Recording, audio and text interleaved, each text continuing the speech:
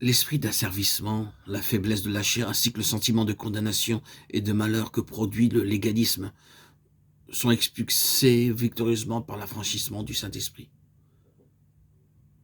C'est ce que doit apprendre avant tout le croyant qui veut être rempli de l'Esprit.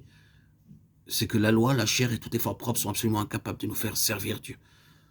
C'est donc quand l'Esprit entre en nous et qu'il prend ainsi la place de la loi qui nous opprimait du dehors que nous recevons dedans la liberté dont Christ nous a affranchis. Où est l'Esprit du Seigneur? Là est la liberté. 2 Corinthiens 3, 17. Seigneur Jésus, avec humilité, je te prie de me révéler le secret béni de la vie de l'Esprit. Enseigne-moi ce que c'est que d'être mort à la loi, de ne plus servir Dieu selon les anciennes prescriptions de la lettre. Enseigne-moi comment je puis être lié à un autre, à toi-même, le Christ ressuscité, par qui nous pouvons porter des fruits à Dieu, le servant dans un esprit nouveau. Oh Seigneur, avec confusion, je reconnais l'état de péché de ma nature. Je sais que le bien n'habite point en moi, c'est-à-dire dans ma chair, que je suis charnel, vendu au péché.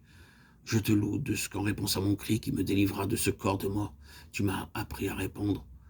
Je rends grâce à Dieu par Jésus-Christ notre Seigneur. La loi de l'esprit de vie qui est en Jésus-Christ m'a affranchi de la loi du péché et de la mort. Maître bien-aimé, enseigne-moi à présent à te servir dans un esprit nouveau. Avec la liberté et la joie sans cesse renaissante de l'esprit de vie, enseigne-moi à m'abandonner avec foi et de tout mon cœur à cet Esprit Saint, afin que ma vie soit celle de la glorieuse liberté des enfants de Dieu.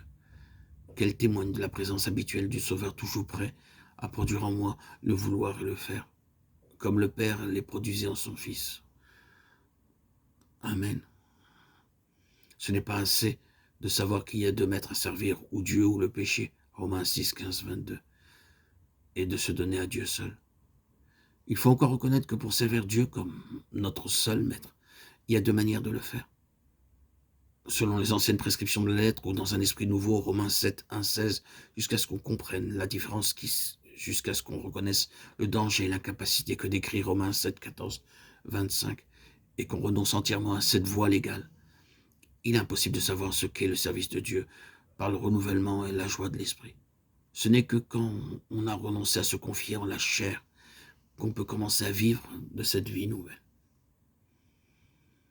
Dans tout catéchisme, chaque question est suivie d'une réponse appropriée. Mais combien de personnes ne cessent de répéter cette question? Qui me délivrera de ce corps de mort? Sans savoir la faire suivre de cette réponse, je rends grâce à Dieu par Jésus-Christ notre Seigneur.